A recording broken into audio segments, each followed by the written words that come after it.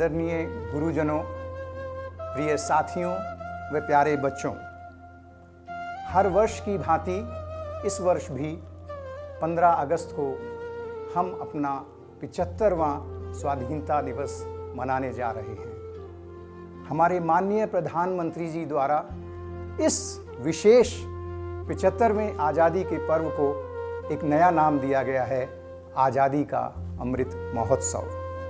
हम सभी के लिए ये बड़े हर्ष और सौभाग्य की बात है कि हम इस 75वें आज़ादी के अमृत महोत्सव का हिस्सा बन पा रहे हैं।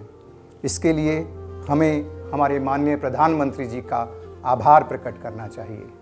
माननीय प्रधानमंत्री जी ने 5 स्तंभ का भी वर्णन किया, जिसमें पहला पिलर है फ्रीडम स्ट्रगल अर्थात स्वतंत्रता संग्राम। दूसरा स्तंभ है आइडियाज़ एट 75 अर्थात विचार। तीसरा स्तंभ है एक्शन एट 75 अर्थात कार्य। चौथा स्तंभ है रेजोल्यूशन संकल्प। और 5वां और अंतिम स्तंभ है हमारे अचीवमेंट्स, हमारी उपलब्धियां। इन 5 स्तंभ पर हमें विचार और मंथन करने की आवश्यकता है और इस आज़ादी के पर्व में इन 5 के स्तंभों के दिए संदेशों को ग्रहण करने की आवश्यकता है। अपनी बात को आगे बढ़ाते हुए कुछ पंक्तियां मेरे मन मस्तिष्क पर एक प्रश्न चिन्ह बनकर गूंजने लगती हैं। क्या मतलब है आज़ादी का? हमने कब ये जाना है? अधिकारों की चिंता है, कर्ज कहाँ पहचाना है। ये पंक्तियाँ शायद आज की युवा पीढ़ी पर सार्थक सिद्ध होती हैं, क्योंकि हम आज़ादी को व्यक्तिगत आज़ादी से तोलने लगते हैं। हमारी युवा पीढ़ी को इस बात का ध्यान रखना होगा कि जो लक्ष्य हमें हमारे स्वतंत्रता सेनानियों ने दिया है, जो लक्ष्य हमारे क्रांतिकारियों ने दिया है, जिस अर्थ और भाव के साथ उन्होंने आज़ादी की लड़ाई लड़ी थी, उससे कहीं हम भटक ना जाएं। युवाओं को ये समझना होगा कि आज़ादी से आशय केवल राजनीतिक और आर्थिक स्वतंत्रता का ही नहीं, बल्कि मानसिक स्वतंत्रता का भी है। बदलती जीवन शैली के साथ कुप्रथाओं, आडंबरों का उन्मूलन और स्वच्छता का संकल्प सही मायने में आज़ादी का सार्थक अर्थ है। आज़ादी आंतरिक और बाह्य दोनों स्तरों पर होती है। आंतरिक आज़ादी का अर्थ ऐसी व्यवस्था से है जिसमें सबको न्याय मिले, और बाह्य आज़ादी का तात्पर्य संप्रभुता से है।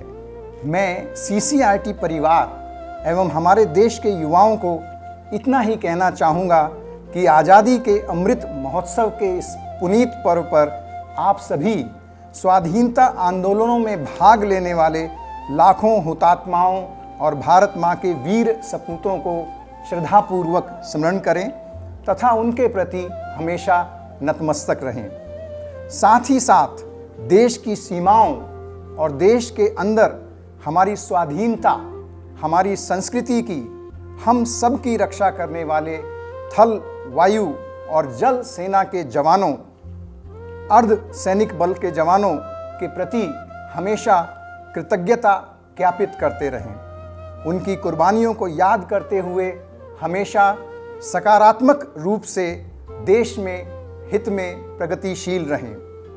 एक मुख्य बात यह कि अपने देश के वीर जवानों का तथा कोरोना काल में काम कर रहे डॉक्टरों का हमेशा उनको आश्वस्त करते रहें कि देश हर प्रकार से उनके और उनके परिवारों के साथ है।